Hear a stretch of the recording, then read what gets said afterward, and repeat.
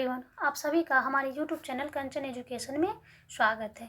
तो आज के वीडियो में हम बात करेंगे करेक्टरिस्टिक्स ऑफ एसोसिएशन। तो जानेंगे कि समिति की विशेषताएं क्या है, जिसकी चर्चा हम आज के वीडियो में करेंगे।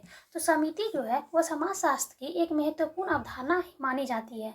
यह व्यक्तियों का एक ऐसा समूह है जो किन्हीं उद्देश्यों की प्राप्ति के लिए सहयोगात्मक आधार पर संगठित होते हैं। इस क्रम में समिति की प्रकृति या विशेषताओं को समझना आवश्यक प्रतीत होता है। अर्थात समिति को समाजशास्त्र की एक बहुत ही महत्वपूर्ण अवधारणा मानी गई है। यह व्यक्तियों का एक ऐसा समूह माना गया है जो किसी उद्देश्यों की प्राप्ति के लिए सहयोगात्मक आधार पर संगठित होते हैं, जिसको समिति कहा गया है। इस क्रम में हम समिति की विशेषताओं को विस्तार पूर्वक आगे जानेंगे, जिसकी चर्चा हम आगे करेंगे। फर्स्ट पॉइंट है व्यक्तियों का समूह। समिति व्यक्तियों का एक समूह है। जब कुछ व्यक्ति किन्हीं खास आवश्यकताओं की पूर्ति के लिए एक संगठन बनाते हैं तो उसे समिति कहा जाता है। समिति का निर्माण तभी होगा जब समान आवश्यकताओं वाले व्यक्ति होंगे, इसलिए व्यक्तियों के अभाव में समिति की कल्पना नहीं की जा सकती है। यानी कि समिति व्यक्तियों का एक ऐसा समूह है जो किसी खास उद्देश्य के लिए संगठित होते हैं। जैसे कि कुछ व्यक्ति किन्हीं खास आवश्यकताओं की पूर्ति के लिए एक संगठन बनाते हैं, जिससे समिति का निर्माण होता है तथा इसमें सभी समान आवश्यकताओं वाले व्यक्ति संगठित होते हैं। इसलिए व्यक्तियों के अभाव में जो है समिति की कल्पना नहीं की जा सकती है। सेकेंड पॉइंट है मूर्त संगठन। समिति व्यक्तियों का समूह होता है। व्यक्तियों को प्रत्यक्ष रूप से देखा तथा स्पर्श किया जा सकता है। इस रूप में समिति एक मूर्त संगठन है। यानी कि समिति जो होता है वो व्यक्तियों का एक बहुत ही बड़ा समूह होता है जो उद्देश्य प्राप्ति के लिए संगठित होते हैं। व्यक्तियों को जो है प्रत्यक्ष रूप में देखा तथा स्पर्श किया जा सकता है। इस रूप में जो है समिति एक मूर्त संगठन माना जाता है। थर्ड पॉइंट है संगठित समूह। समाज में भिन्न भिन्न तरह के समूह होते हैं। सभी समूह में संगठन का गुण नहीं मिलता है। जिस समूह में संगठन का समूह मिले उसे समिति कहा जाता है। इस रूप में समिति संगठित समूह है। यानी कि समाज में जो होते हैं वो भिन्न भिन्न तरह के समूह होते हैं, किंतु सभी समूह में संगठन का गुण नहीं मिल पाता है। जिस समूह में संगठन का गुण मिलता है उसे समिति कहा जाता है। इस रूप में समिति को संगठित समूह माना गया है। इसलिए समिति में संगठन का गुण होने के कारण ही निश्चित लक्ष्य को प्राप्त कर सकना संभव हो पाता है। इसलिए कहा गया है कि समिति एक संगठित समूह है। फोर्थ पॉइंट है सुविचारित संगठन। समिति की स्थापना व्यक्तियों के एक समूह के द्वारा की जाती है।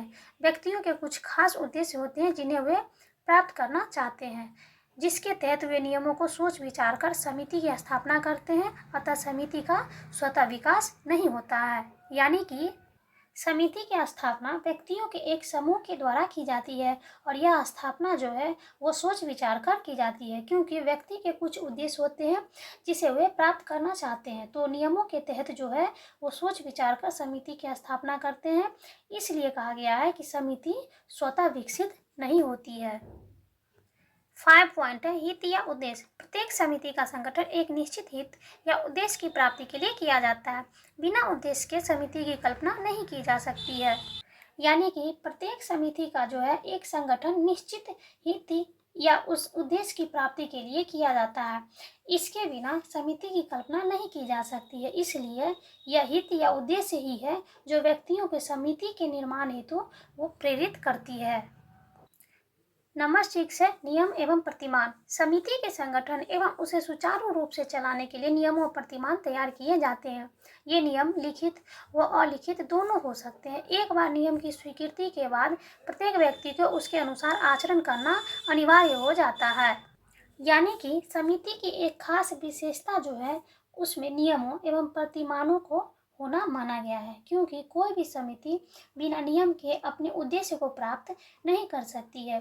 इसलिए समिति के संगठन में उसे सुचारू रूप से चलाने के लिए नियम व प्रतिमान जो है वो तैयार किए जाते हैं। ये नियम जो होते हैं वो लिखित व अलिखित दोनों भी हो सकते हैं। एक बार नियम की स्वीकृति के बाद प्रत्येक व्यक्ति को उसी के अनुसार जो है वो आचरण करना अनिवार्य हो जाता है। तथा उसी नियम व प्रतिमान के अनुसार वे अपने आचरण को ढालते हैं। 7 पॉइंट है सहयोग। समिति में सदस्यों के बीच पारस्परिक सहयोग पाया जाता है। जिन व्यक्तियों के उद्देश्य एक समान होते हैं वे ही उस समिति के सदस्य बनते हैं। समिति अपने उद्देश्यों को तभी प्राप्त कर सकता है जब उसके सदस्यों में सहयोग हो, यानी कि समिति के सदस्यों के बीच पारस्परिक सहयोग पाया जाता है और जिन व्यक्तियों के उद्देश्य एक समान होते हैं वे ही इस सहयोग में समिति के सदस्य बनते हैं, क्योंकि समिति जो है अपने उद्देश्य को तभी प्राप्त कर सकती है जब उसके सदस्यों में सहयोगिता की भावना पाई गई हो। इसलिए सहयोग के बिना उद्देश्यों की पूर्ति संभव नहीं हो पाती है।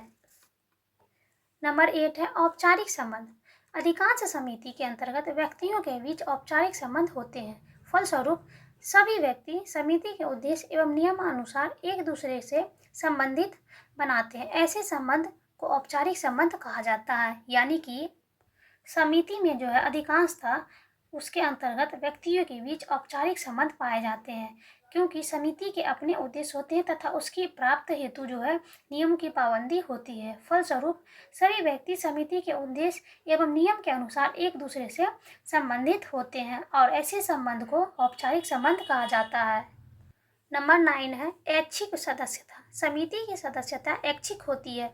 व्यक्ति किसी समिति का सदस्य होगा या नहीं, कितनी समिति का सदस्य होगा, कब समिति की सदस्यता छोड़ेगा आदि उसकी इच्छा एवं आवश्यकता पर निर्भर करता है।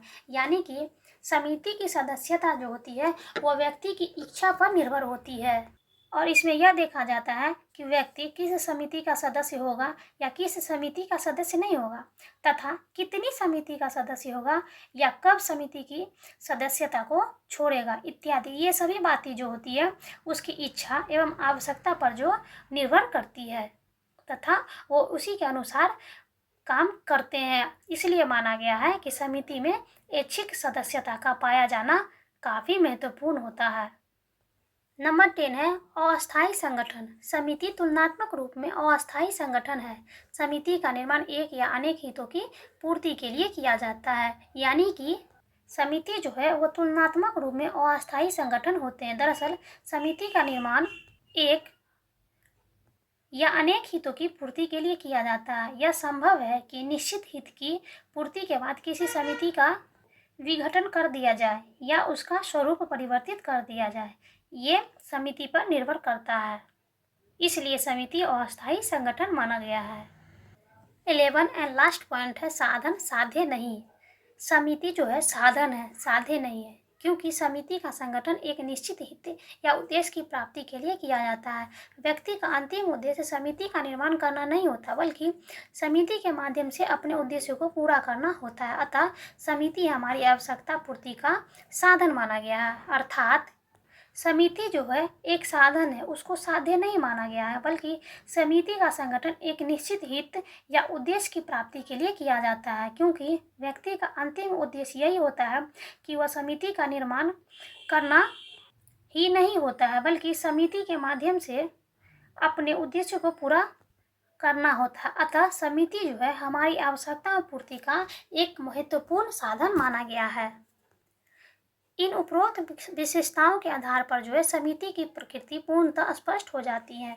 तो आज का हमारा टॉपिक था समिति की विशेषताएं, जिसके अंतर्गत 11 पॉइंटों की चर्चा विस्तार पूर्वक की गई है तथा हमें यह ज्ञात हुआ कि समिति किन किन रूपों में सहयोग होती है, किन किन रूपों में असहयोग होती है।